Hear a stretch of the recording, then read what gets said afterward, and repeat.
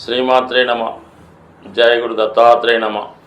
ఈ వీడియోలో మనం తులారాశి వారికి మార్చి 9వ తారీఖు నుంచి 15 మధ్యలో జరిగే వారఫలాలు పరిశీలించినప్పుడు కొద్ది రోజుల్లో ఈ రాశి వారికి గ్రహాలన్నీ అనుకూల స్థితిలోకి రావడం జరుగుతుంది. ప్రస్తుతం 5వ స్థానంలో సంచరిస్తున్నటువంటి శని అలాగే రవి గ్రహాల కలయిక ఇది ఉద్యోగంలో మారడానికి అలాగే ప్రభుత్వ పదవి పొందడానికి అనుకూలమైనటువంటి గ్రహస్థితి లభిస్తుంది.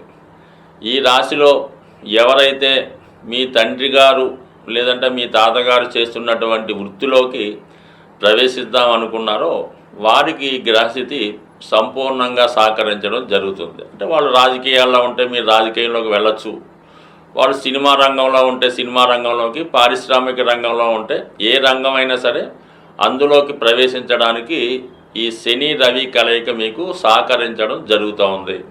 అలాగే వ్యక్తిగతంగా మీలో ఉన్నటువంటి సామర్థ్యానికి టాలెంట్కి తగిన గుర్తింపు రావడం జరుగుతుంది. మరి కొంతమందికి ఏదైనా వారసత్వంగా ప్రభుత్వ పదవి కానీ రాజకీయ పదవి కానీ లభించే అవకాశం ఉంది. ఏదో కారణాల వల్ల మీ తండ్రి గారు లేదంటే మీ కుటుంబంలో వారు పదవి విరమణ వల్ల లేదంటే వేరే కారణాల వల్ల ఆ పదవి నుంచి తప్పుకుంటే మీరు ఆ పదవిలోకి, అది ఎండోమెంట్స్ డిపార్ట్మెంటో ఏదైనా సొసైటీ లాంటి వాటికి మీరు నామినేటెడ్గా ఎన్నుకునే అవకాశం ఉన్నది. గౌరవప్రదమైనటువంటి హోదా లభించే అవకాశం ఉంది. దాని తర్వాత ఏంటంటే మరి కొద్ది రోజుల్లో మారబోతున్నటువంటి శని భగవానుడు కూడా మీరు ఇప్పుడు ప్రవేశిస్తున్నటువంటి పదవి మీకు శాశ్వతంగా ఉండే అవకాశం ఉన్నది. ఇక ముఖ్యంగా ఈ శుక్రుడు, ఈ రాశి వారికి శుక్రుడు రాష్ట్రాధిపతిగా ఉచ్చస్థితిలో వక్ర గమనంలో ఉండడం జరుగుతూ ఉంది. మరి దీనివల్ల ఏంటంటే గతంలో మీరు ఏదన్నా ప్రయత్నం చేసి ఉంటే అది ఒక లోన్ కోసం అవచ్చు, ఒక ఇల్లు కొందామని అనుకోవచ్చు, లేదంటే ఒక వివాహ ప్రయత్నం అయి ఉండొచ్చు, లేదంటే మీకు ఏదన్నా ఒక సినిమాలో అవకాశం గురించి కూడా కావచ్చు. దాన్ని మీరు మళ్ళా తిరిగి ఇంకొకసారి ప్రయత్నం చేయడం వల్ల గతంలో ఏదైతే మిమ్మల్ని వద్దనుకున్నారో వాళ్ళు మళ్ళా మీకు పిలిచి మంచి అవకాశం ఇవ్వడం జరుగుతూ ఉంటుంది. ఇది ఈ రాశిలో ఉన్నటువంటి స్త్రీలకి చాలా అనుకూలమైనటువంటి స్థితి. వివాహ సంబంధంలో మీరు గతంలో అనుకున్నటువంటి వివాహ సంబంధం ఏదైనా పెండింగ్ ఉంటే దాన్ని ప్రయత్నం చేయడం వల్ల రావచ్చు. అలాగే ముఖ్యంగా పదవి, మీకు ఏదైనా హోదా తగినటువంటి పదవి అటు రాజకీయంలో కానీ లేదంటే ఏదైనా పరిశ్రమ ఫీల్డ్లో తిరిగి మీరు ఎంటర్ అయి మీ యొక్క అభివృద్ధికి ఎక్కువ అవకాశాలు ఉన్నాయి. అలాగే హోదా కూడా పెరిగే అవకాశం ఉన్నది.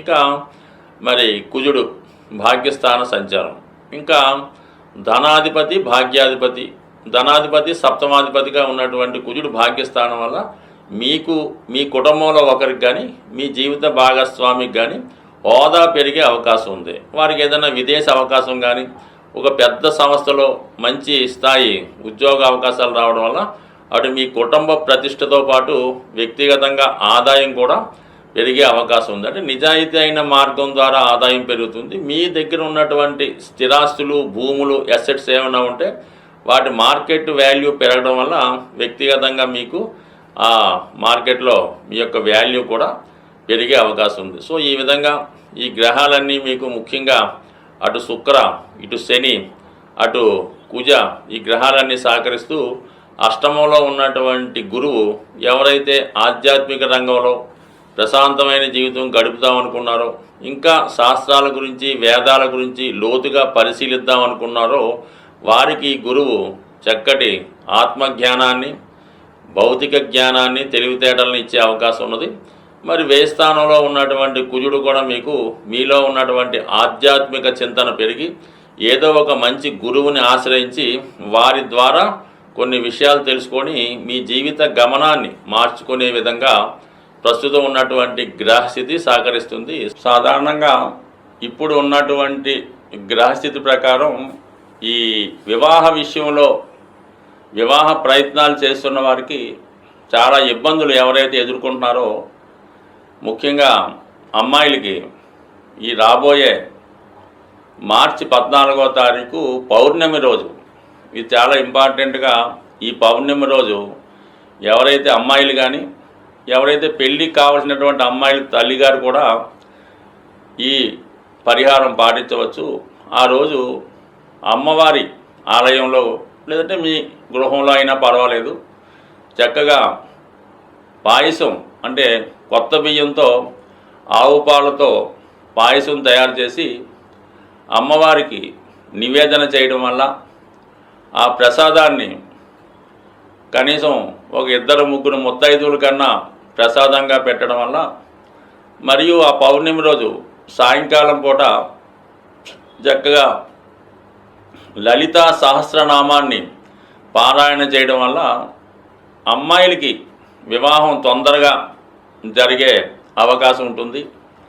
అలాగే చాలా వరకు ఈ గృహంలో ఆగ్నేయ భాగంలో, అంటే మీరు అద్దెకున్నా లేదంటే సొంత గృహమైనా ఆగ్నేయ భాగంలో దోషం ఉన్నప్పుడు, అంటే నూతులు కానీ గోతులు కానీ టాయిలెట్స్ కానీ సరిగ్గా మెయింటైన్ చేయనప్పుడు, మరి ఈ ఆగ్నేయ దోష ప్రభావం వల్ల మీ కుటుంబంలో ఉన్నటువంటి స్త్రీలకి అనారోగ్య సమస్యలు, యజమానురాలకి అలాగే అమ్మాయిలకి వివాహ సంబంధాలు కుదరకపోవడం, కుదిరిన పెళ్ళైనా ఏదో కారణం వల్ల పుట్టింట్లోనే స్థిర నివాసం ఏర్పరచుకునే విధంగా ఈ ఆగ్నేయ దోషం ఇబ్బంది పెడుతుంటుంది. కాబట్టి మరి అది కూడా వీలైతే సరి చేసుకుంటే మరి మీ కుటుంబంలో అమ్మాయిలకి వివాహం జరుగుతుంది.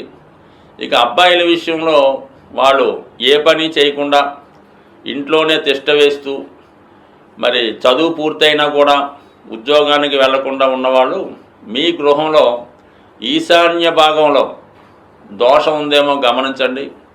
ఆ ఈశాన్య భాగంలో దోషం ఉన్నప్పుడు కామన్గా మీ మగపిల్లలు ఎందుకు పనికి రాకుండా, అంటే మంచి చదువు ఉంటుంది, మంచి బుద్ధిమంతులై ఉంటారు, కానీ ఉద్యోగ ప్రయత్నాలు చేయరు, వచ్చినా కూడా అవి సరిగ్గా నిర్వహించలేకపోతుంటారు. కాబట్టి ఈ ఈశాన్య దోషాన్ని సరి చేసుకోవడం వల్ల మీకు సంతానం మగపిల్లలు అభివృద్ధిలోకి వస్తారు.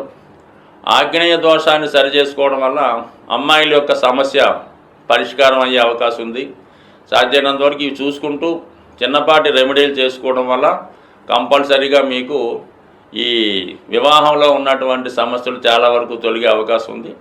అలాగే కామన్గా ఈ పౌర్ణమి రోజు సత్యనారాయణ స్వామి వ్రతం చేసుకున్న, లలిత అమ్మవారికి లలితా సహస్రనామం చదివి కుంకుమార్చన చేసుకున్న చాలా వరకు ఈ సమస్యలు మీకు సాల్వ్ అయ్యే అవకాశం ఉంటుంది. అంటే మిగతా రోజులు చేసిన పరిహారం కన్నా ఈ పౌర్ణమి రోజు చేసే పరిహారానికి ఎక్కువ ప్రతిఫలం ఉంటుంది. అలాగే దాని యొక్క ఫలితం కూడా తొందరగా రావడం జరుగుతుంది. స్వస్తి.